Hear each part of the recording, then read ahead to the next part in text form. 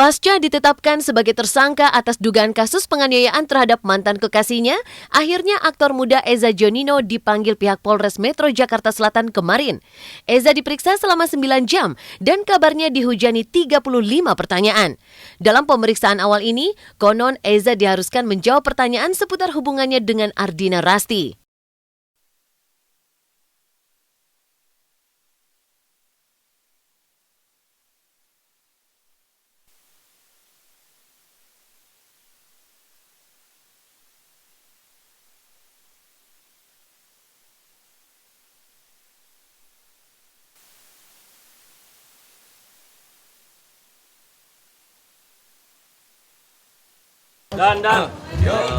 Aku udah datang ke sini ya sebagai warga negara yang baik, dipanggil ya, saya datang gitu.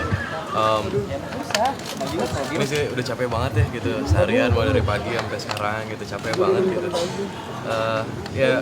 Saya udah menjawab semuanya. Ya, berapa pertanyaannya mungkin ada bisa tanya penyidik aja gitu. Itu banyak banget tadi ya gitu, mungkin saya nggak ngitung gitu segala macamnya. Yang jelas sih saya udah capek banget ya gitu.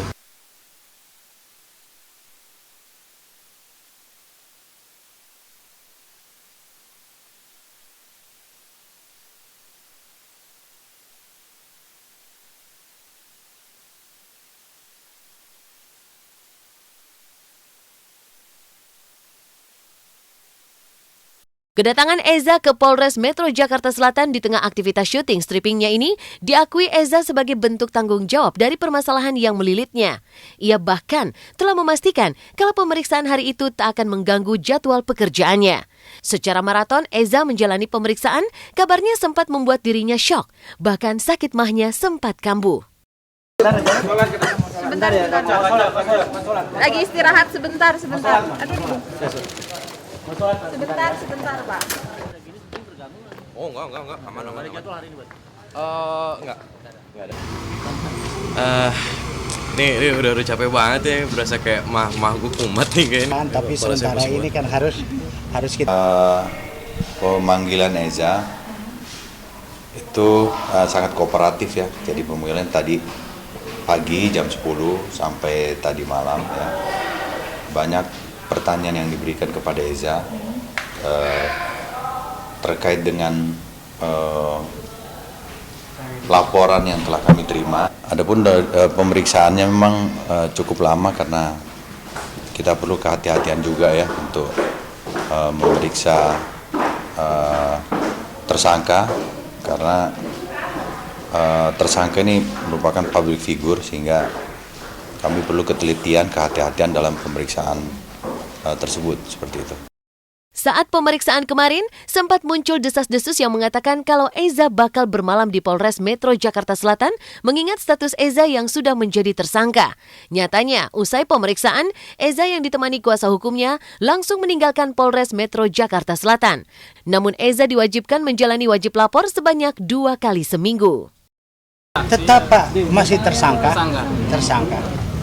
Ya, kalau soal ditahan sih, saya pikir kan pemeriksaan ini kan masih berjalan ya. Kita tidak tahu nanti perkembangan lanjutan, tapi sementara ini kan harus kita istirahat dulu gitu ya. Dia pulang ke rumah dulu. Ya, makasih ya, dia sudah tidak tahan sama sekali. Sebelum memutuskan untuk berpisah, kamera tim Was-Was sempat merekam kemesraan Eza dan Ardina Rasti yang kebetulan tengah menjenguk Eza di sebuah lokasi syuting.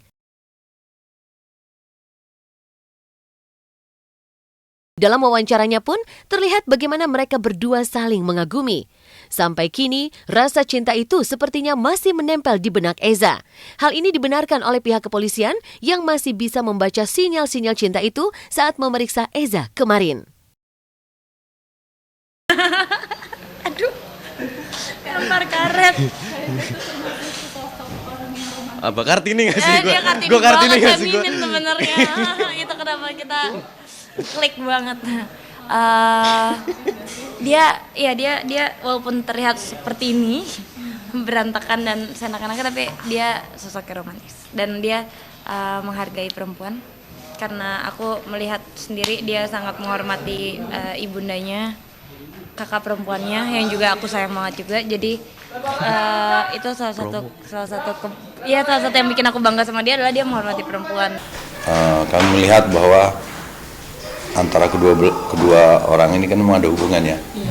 Ada hubungan, jadi bagi Eza-nya sendiri dia sedih juga gitu, maksudnya kemungkinan besar dia masih sayang juga sama si perempuannya ini.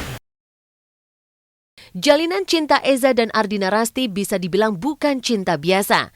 Usia Ardina Rasti yang 4 tahun lebih tua di atas Eza, awalnya bisa dijalani mereka berdua tanpa cacat. Kini saat tak lagi sejalan dan sehati, Eza masih berharap kiranya persoalan yang telah masuk ranah hukum ini bisa ia selesaikan secara kekeluargaan seperti yang pernah Eza lakukan saat ia dan Rasti masih bersama. Usaha untuk meminta dia secara proaktif, kalian itu kan hubungan masih bagus karena you yakin bahwa Rasti kan tidak seperti itu yang kau kenal, saya bilang gitu kan ya, cesok mulut kan biasa aja umpamanya, tapi kau coba oke deh bang, itu yang kita minta sih. Karena saya menjelaskan ini kan delik aduan, kalau bisa selesaikan kenapa tidak, saya bilang gitu kan, toh apa yang kau ngomong itu coba kau wujudkan gitu kan, sehingga kita masyarakat tahu pun apa konstruksi yang dibangun itu pun kita pasti terbuka. Katakan kamu damai kan harus jelas juga damainya kenapanya itu kan harus diberitahukan kepada rekan-rekan mass media. Tidak bisa juga kamu sendiri, oh iya bang, itu saya tanamkan seperti itu. Jadi kita coba bagaimana supaya ini cooling down, bisa mereka hubungan baik, berdamai. Itu sih poinnya saya.